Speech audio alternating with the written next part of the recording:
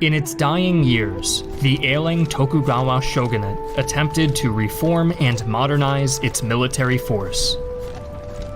Shogun Tokugawa Yoshinobu introduced new European-style uniforms modeled after those of Britain and France, but these retained Japanese influences, such as the traditional Jingasa war hats.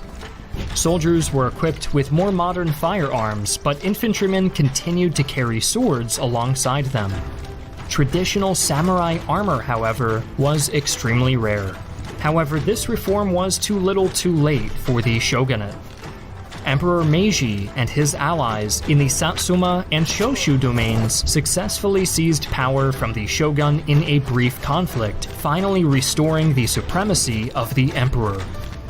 Their forces were highly modernized, with Western-style uniforms. Soldiers of the Satsuma domain were distinguished by their peculiar conical headgear, while those of the Shoshu domain wore shorter helmets.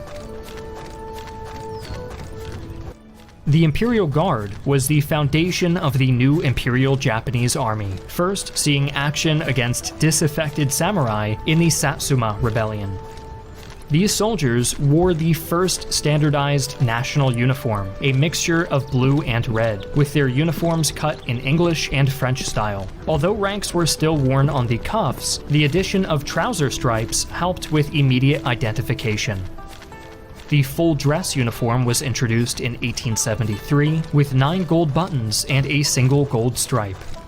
Ranks were displayed on the cuffs, collar, shoulder straps, and the indent of the hat. Many officers had begun carrying European-style sabers rather than traditional Japanese blades. At this time, the army did not differentiate between dress uniforms, formal uniforms, and service uniforms, merely adding or removing decoration depending on the occasion. The Japanese military adopted a modified dark blue single-breasted uniform in 1886. This uniform was standard by the time the First Sino-Japanese War broke out in 1895. When Japan stamped its authority over East Asia, wresting regional authority away from China and seizing control of Taiwan and Korea. This uniform was retained with only minor modifications until 1905. By the time of the Boxer Rebellion, when Japan joined its European peers to defeat a Chinese anti-imperialist uprising, Japanese soldiers had adopted the tradition of wearing senin bari, or the 1000 stitch, over their uniforms. This was a red sash belt believed to confer good luck, courage, and immunity from wounds upon the wearer, given by Japanese women to soldiers going away to war. Officers, meanwhile, wore a longer, double-breasted version of the typical tunic. They wore a gold stripe to indicate rank, with an additional red stripe to demonstrate higher status, such as for field or company officers. The Russo-Japanese War saw an Asian nation win victory over a European power for the first time. It also saw the Imperial Japanese Army adopt a brand new khaki version of the 1886 uniform, with the Japanese quickly understanding the utility of khaki over blue. It was designated in either cotton or serge for hot and cold weather, respectively. Japan played a small role in the First World War, capturing German possessions in the Pacific to assist its ally, Britain. Japanese soldiers wore the new Type 45 uniform in yellow-brown, featuring a flat-topped peaked cap and tunic collars with red, swallow-tailed gorget patches. 1918 brought in a change of measurements, not just in uniform sizes, but also in the scale of Japanese imperial ambitions. As the First World War ended, Japanese forces intervened in Siberia to secure its position in East Asia in an ultimately fruitless attempt to see off the threat of communism as the Russian Civil War unfolded. The Japanese soldiers who began their nation's imperialist expansion into China wore the M90 uniform. Introduced in 1930, these were predominantly made of wool. with mustard-colored tunics and trousers and olive-drab caps, all worn with hobnail marching boots made from cowhide or pigskin. As the Second World War erupted, the Imperial Japanese Army's new standard uniform was the M98, which was largely identical to the M90 that came before it. There were key differences, however. The M98 was made of cotton instead of wool, and was colored olive or khaki. It featured a turned-down collar upon which rank badges were carried, replacing the shoulder rank badges of the M90. The Teishin Shudan paratroopers were the first during the Battle of Palembang on Sumatra.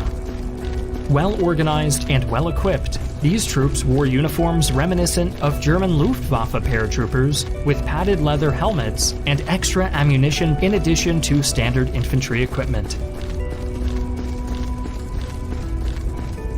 Japanese air power was crucial to the war effort against the United States. As an integral part of the Imperial Japanese Army, pilots wore the standard Army uniform. Only flying personnel and ground crews wore sky blue trim and stripes. The Imperial Guard was based in Japan throughout the war. On the field, they were distinguished by a wreathed star in bronze, worn on the headgear, in contrast to the plain star worn by other units. The Guard was involved in a number of notorious war crimes during the conflict, as well as the attempted military coup d'etat that sought to prevent the Emperor's surrender in August 1945. As the war progressed, the Japanese military was beset by supply problems. Many soldiers continued to wear the older M90 uniforms, as too few M98 uniforms were produced to fully equip the army. The M98s they did have were produced with cheaper materials than before. Their firearms, too, were increasingly produced crudely at so-called last-ditch or substitute standards to cut costs and speed up production times. Officers' uniforms were privately purchased and tailored to each individual, so there was some variance from one officer to another. Unlike ordinary ranks, officers were known to wear riding breeches with a full cut rather than trousers, and had double-breasted overcoats with their rank displayed clearly on the collar. In 1945, these would be the last stand officers of the Imperial Japanese Army. That August, Japan surrendered to the Allies, and thereafter the Japanese military was abolished. In 1950, large portions of the US occupying forces were transferred to Korea, leaving Japan only lightly defended. The decision was then taken to establish a de facto military force under American supervision, the National Police Reserve, with khaki uniforms borrowed from the US Army, a short jacket, a shirt, and a tie. In 1954, this nascent defense force was reorganized into the Japan Self-Defense Forces, but began with its uniforms remaining as hand-me-downs from the US military. In 1965, the modern Japan Self-Defense Force finally introduced its first camouflage pattern, called Type 1 Kunai Camouflage. The design featured black, brown, and green woodland shapes on a pale green background, and was initially issued to members of the 1st Airborne Brigade. It saw widespread use in the 1980s and lasted until 1991. Japan was a key ally of the United States during the Cold War, representing one of its most important military relationships in that period. In the 1970s, a new dress uniform was introduced. Brown, single-breasted 4-button suits with cherry blossom insignia on the cap badge. These remained in use until the 1990s. Based on the German Army's Flecktarn, Japan's second camouflage pattern features black, brown, and green dots on a khaki background. It has been referred to as Jieitai, after the Japanese name for the self-defense forces. Japan's first foreign military deployment since the end of the Second World War was not without controversy. However, these forces were deployed to Iraq for strictly humanitarian and reconstruction work, and were forbidden from entering active combat zones.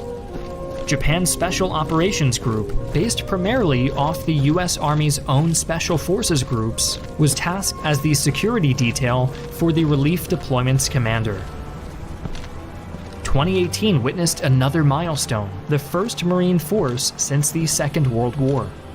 This new amphibious warfare unit has been equipped with the new Type 16 uniform, a redesigned service dress.